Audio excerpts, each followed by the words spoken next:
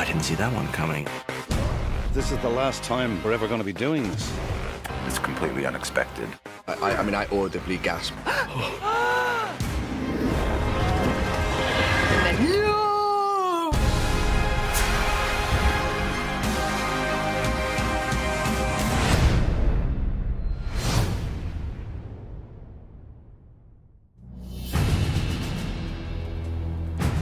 First episodes of every season are always a challenge, but for the final season, it was a lot of pressure because we had all these characters convening at Winterfell. We thought the rival was a way to capture what was at stake for Dany and for Jon, for Arya on the ground and for Tyrion and Varys and Grey Worm and Mr.A on horseback. Everybody has a slightly different take on what's happening here. Background! David Nutter directed half the season for us, and there's no more beloved director in the business. Usually a director on Game of Thrones will shoot for 3 days, and he has 2 days prep, and then he maybe shoots for a full week, but Nutter just had to go all out for 8 or 9 weeks of shooting. I was so happy that he was back for the final season. David Nutter really felt like part of the family. We shot a lot of the parade stuff at the end of the year where we had kind of the 2 shortest days of the year. And then we came back and it kind of brought some scope to it. Winterstown is a settlement just outside of Winterfell, and so that road was snowed. We built the little buildings that led up the road. It was completely redressed to be the Winterfell little town. It's basically a huge parade. The ADs sort out background, villagers, reactions, so you're actually working with the extras in a way so you're getting a performance out of everybody. We work with the military advisors, so all of these guys look professional, marching step. When we tell them to do something, they do it. We teach them some very basic drill movements so they know how to stand. Everything's under a command, a whistle blast, so they get to learn to react in a military style, in a disciplined style. Anything that's on the page, we tend to show rather than just imply. If you're going to say you want to see thousands of Unsullied, then we have to show it. It's a significant, big scope moment. So the challenge was definitely to find ways to really make it seem like thousands are arriving. You have to have a vantage point from higher up. When I read the opening sequence and I saw this little boy running to try to see the parade and see the show and see what he's missing, I felt like that little boy, because I've been gone for 2 seasons. So in some respects, I kind of was that little boy.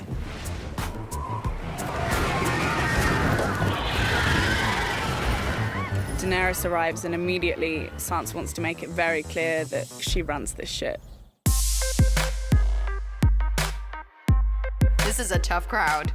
I think Jon knows Sansa well enough now that when it comes to Dany, he knows he's going to have some difficulty. Jon is in love with her, has bent the knee, he's got googly eyes on, he's got like beer goggles on. I basically sat down with Sophie and told her, you have to remember one thing. This is your house. Queen Daenerys of House Targaryen.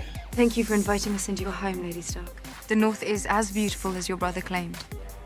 As are you. You're meeting the family. You want to do well. You want them to like you, goddammit. And, you're met with a stony, stoic silence. It's not a comfortable homecoming, no.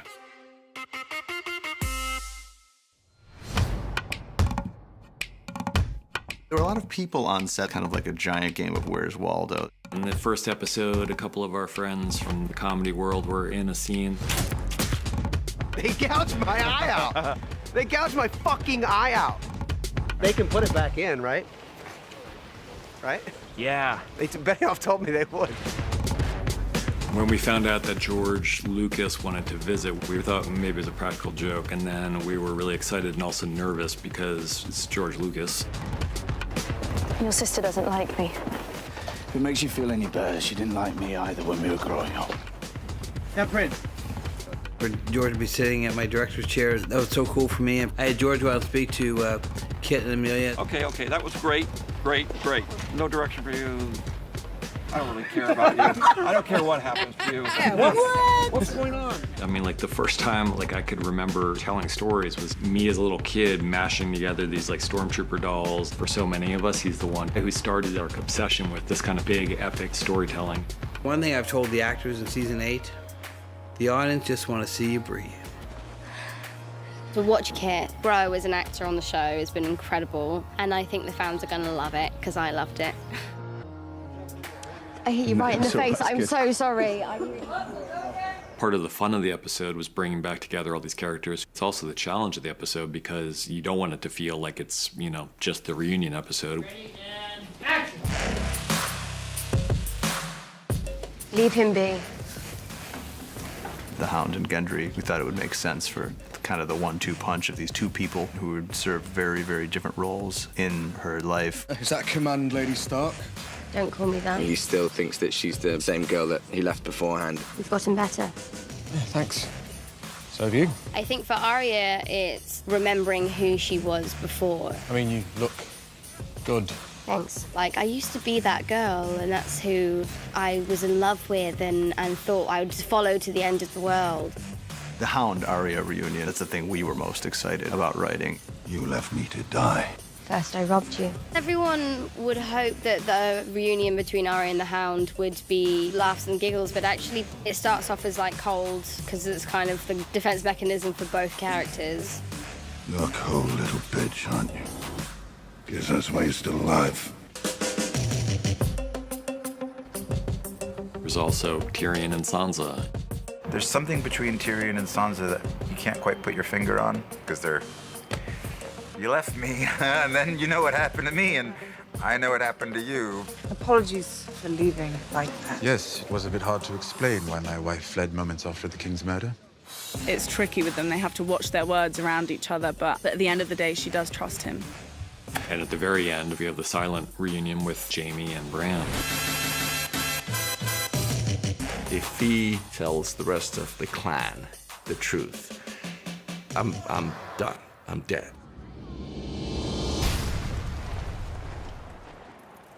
To me, I wanted to make sure that with respect to people getting back together again, those all had their credence and importance, but also I didn't want the audience to forget the fact that the impending doom was coming. Hey, camera Mark. They're coming. There's no way around it. This is a great horror movie sequence that Dave Nutter directed the hell out of. Somehow, Beric and Tormund survived falling down that wall of ice. We find that it's strangely, there's blood everywhere, but there's no bodies. Stay back, he's got blue eyes! I've always had blue eyes! Did you find anyone? The scene in The Last Earth, we have some mandala of limbs and body parts the Night King has left behind, which form this kind of pattern. And in the middle of it, we have Ned Umber, who's basically pinned to the wall on a huge stake. Obviously, we know what happens to people who are killed by the Night King and the White Walkers. The young boy was suspended in a harness, and then to basically kill the White, Beric uses his flaming sword and takes out the White. We had to shoot that on a stunt guy called Paul Lowe, who was of a similar sort of stature to the actor playing Ned. Game of Thrones is the first time I done a full burn, so that's a nice tick. What I guess a lot of stuntmen want to have. And for that, because he was going to be engulfed in flames, we had to make a look-alike fire mask. Now we good? You can hear me okay, yeah? I love what you've done with your hair. It's a message from the Night King. Being Beric Dondarrion, I'm always setting people on fire. You have the mask off, you talk through it, what the process is going to be. We'll roll the cameras, okay? The first 3, 2, 1 will be to light the sword. Then it'll be 3, 2, 1, action for Nick to stab you. You lift your arm up to stab on 3, okay? On action, he's going to stab you. Hold this position like this. When you hear me start to count, that's when you start to react. You then have to go and do it. They'll gel you, they'll spit you, and they'll light you.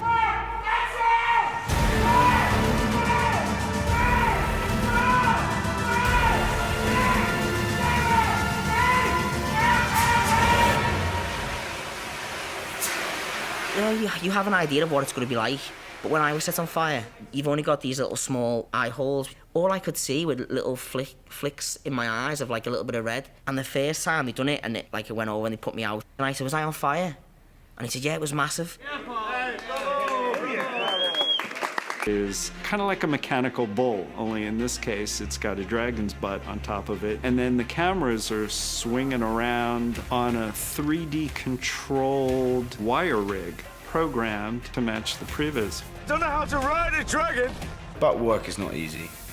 I think what sums up the buck for me was There was a bit where John almost falls off the dragon, swings round really violently like this, and my right ball got trapped and I didn't have time to say stop. And I was being swung round. In my head, I thought this is how it ends. On this buck, swinging me round by my testicles, literally.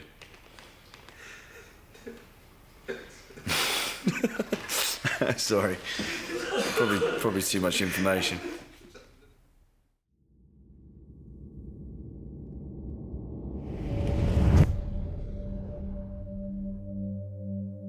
It's just way too much to take. I was joking with John of like, how do you receive all those bits of information? How do you possibly try and act that when they've got death raining down on them? And suddenly he finds out the truth about his life, that he's not a bastard, that everything he's lived by is not the case. And on top of that, that his new love of his life is his aunt. Like, I mean, I was like, oh, come on, this is an impossible task. I wasn't a king. But you were. You've always been. He wouldn't want to hurt John with it. He would only tell John that if it was the truth. If there's one thing he knows about Sam, he knows that Sam is a stickler for facts, and Sam is very literal. You've never been a bastard. You are Aegon Targaryen, true heir to the Iron Throne. The way to get round it was disbelief, like Sam's gone mad. What are you talking about? Quickly followed by it making sense and anger. You're the true king. Aegon Targaryen, sixth of his name, protector of the realm. All of it. I don't care if you're my best friend in the world, I will knock you out. How dare you tell this to me?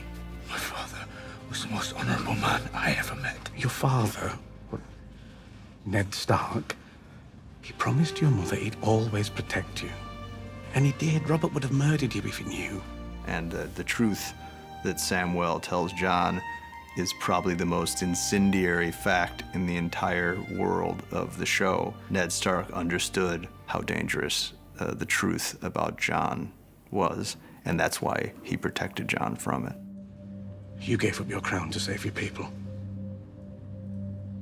Would she do the same?